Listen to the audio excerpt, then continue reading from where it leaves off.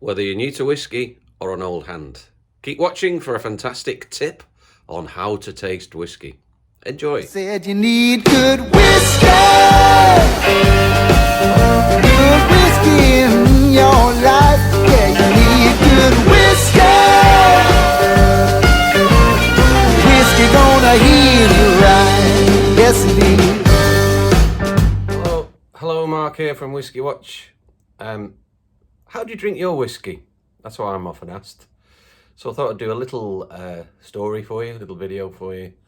And what I've got here is the Longmorn single malt whiskey. 43% in a first fill sherry cask, as you can see, going down quite well. So yeah, how do you drink whiskey? That's the question. You let me know how you drink yours, and join in with me if you like whilst we're doing this video. So for me, the story really is a bit of a story, if you like, as to how to drink whiskey, and it comes in three parts. I think you should bear in mind. So if you think of a book or a film, it has a beginning, it has a middle, and it has an end. And I'd like to thank Colin for all my tips over the years to do with this. So you can imagine if you enjoy a good book and you get into it at the beginning and you get hooked and you read all the way through it and you get to the end and you think, wow, what a brilliant book. I'm going to read that again in the future. Or exactly the same with the film. Really, whiskey's no different. It's all about the taste, the flavour, the experience. So how do you drink whiskey? Well, for me, the first part is get the right environment. So here I am in the Appleton Arms. It's all very Christmassy. It's a really great place to chill out and try whiskies. So where do you drink yours? Let me know in the comments below, and we'll see. So right, the first thing of the three aspects, if you like, the beginning is really get yourself ready. So I've mentioned an environment. Next thing, let's cleanse your palate. Right, a few sips of water, iced water. Because who knows what you've been drinking or eating today. So cleanse your palate, get ready for this experience, I would say. Now what I've got here is the Longmorn. See, first fill sherry cask, look at that colour. And that's the influence of the sherry cask.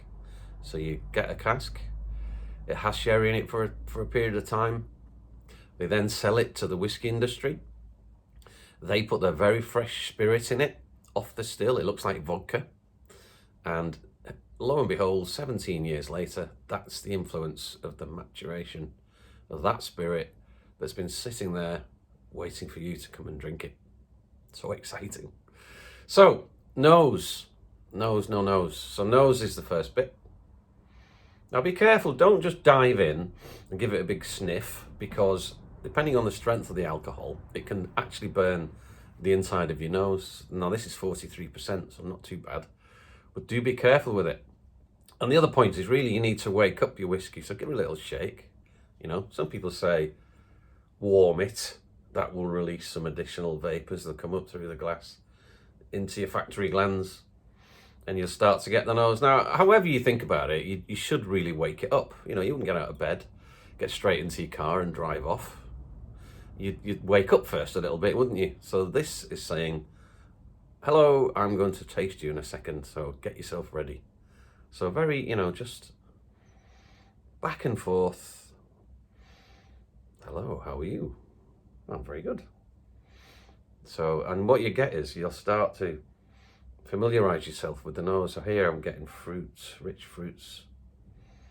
Sherry, obviously, because it's been in a sherry cask, but you can get that aroma. Some other people say, you know, oh, I can smell cinnamon and bananas and blackcurrants, and you know, well, you may be able to. Not everybody can, and certainly I can't very often, so it doesn't matter. The first thing with drinking whiskey is there are no rules. Simple as that. So here we are, we're nosing the whiskey. We're getting used to it, and all the time, very often you can leave this and go away and do something, come back, and it's a completely different aroma on the nose. So that's the complexities of whiskey. So there we are, we have a nose of it. Now the second thing I'd like you to do, when it comes to the taste, how it tastes, the feel in the mouth, that's the second point, the feel in the mouth. So what I'm going to do in a second is, I want you to join in with me. Go and grab your own whiskey.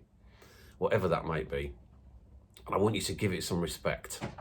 So what I want you to do is give it at least 1 second in the mouth for every age it's sat in that cask waiting for you to come along to try it. So we're going to give it some respect. So this is a 17-year-old.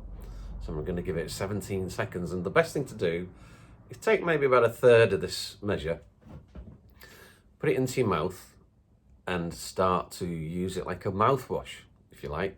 So let it dance over your tongue, trickle around your gums, and you'll get, over that time, you'll get a peppery experience as well. So, and just to top it off, if you've never done it before, close your eyes for this period of time. So we're going to have a little whiskey chat now. Bear with me. 17 seconds. I might forget to close my eyes, but don't forget to close yours, all right? And then we'll open our eyes and we'll swallow, and you'll get the third test, which is the aftertaste. So, here we go.